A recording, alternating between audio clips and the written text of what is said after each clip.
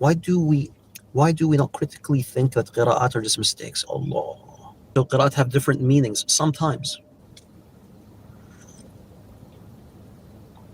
Here is part 2 of this series. So if you missed part 1, go watch it. You can find the link in the description box.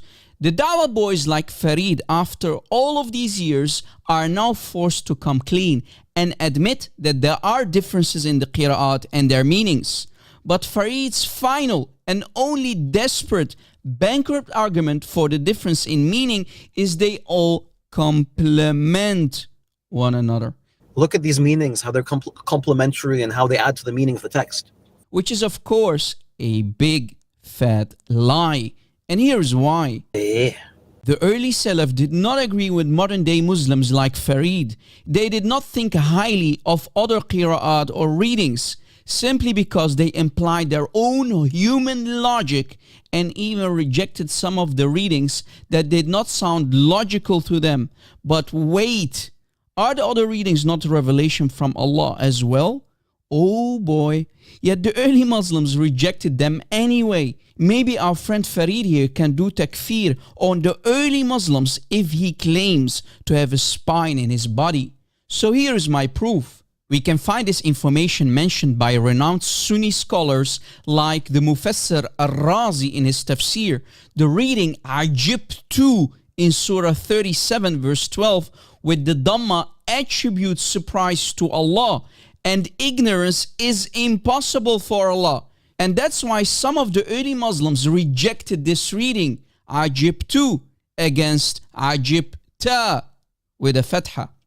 And subhanAllah, every time you find a difference in meaning, you'll find some amazing reason behind it. And in the book Majmu' al-Fatawa, volume 12, page 492, Shaykh al-Islam himself, Ibn Taymiyyah, explains that early Muslims, i.e. the Salaf, used to make mistakes. Mistakes? Wow! Wait! Ibn Taymiyyah, who came 7 centuries later, claims that the 7th century and 8th century Salaf, who learned the recitation directly from the Prophet and the Tabi'een, made mistakes? Just wow! Remember, this is the Shaykh of Farid talking. Shaykh al-Islam Ibn Taymiyyah continued saying that some of these early Muslims used to even reject certain qira'at. And he mentions a tabi'i, a student of the Sahaba, Al-Qadi Sharih, rejected a canonical reading for Surah 37, Ayah 12 that says, Allah is shocked. And his reasoning for rejecting that different qira'ah is, Allah cannot be shocked, else we have to accept that Allah is ignorant like any human being. So ya Farid, should anyone listen to you or Ibn Taymiyyah and the Salaf who rejected Quranic readings that did not sound logical to them? So what do you mean that different readings or different meanings complement one another? Look at these meanings, how they're complementary and how they add to the meaning of the text. The early Salaf did not agree with you, my friend. So why are you deceiving your gullible Muslim audience? Have some decorum. You'll find some amazing reason behind it. Get some hikmah. You are lacking wisdom, ya Farid. And on the next page, Ibn Taymiyyah himself mentions chapter 13, Afalam Yayasi, used to also be rejected by famous companions like Ibn Abbas, Habr al-Ummah, Turjuman al-Quran, and the cousin of the Prophet himself. Ibn Abbas used to read it as Afalam Yatabayyani instead. And in the authentic hadith, we can find the reason for that. According to Ibn Abbas, the scribe made a mistake, an error, because he was sleepy or drowsy.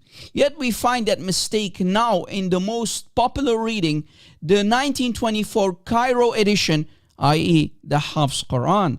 And in another ayah, وَقَضَى رَبُّكَ used to be rejected and read instead by the early Muslims as وَوَصَّى رَبُّكَ. And Ibn Taymiyyah also explains that some of the early Salaf, like Ibn Mas'ud, removed chapters 113 and 114, the last 2 chapters, from their personal masahif, which are also known as Al-Mu'awwadatayn. Imagine 2 surahs, 2 entire chapters of the Quran completely removed by the Sahaba, yet can now be found again in today's Hafs Quran. And Ibn Taymiyyah continued saying, early Muslims like Ubay, the Sahaba, added 2 extra surahs, namely Surah Al-Hafd and Surah Al-Khala'. Here is a list of the big Sahaba who included these 2 surahs in their personal masahif. What happened to these surahs? Allahu A'lam. Right, my Muslim friends? Allah knows best. Tawatur and Quranic preservation are a big fat lie. Nothing but scam from the Da'wagandists. I rest my case. And that's why we always say, without lies, Islam dies. Please stay away from Islam.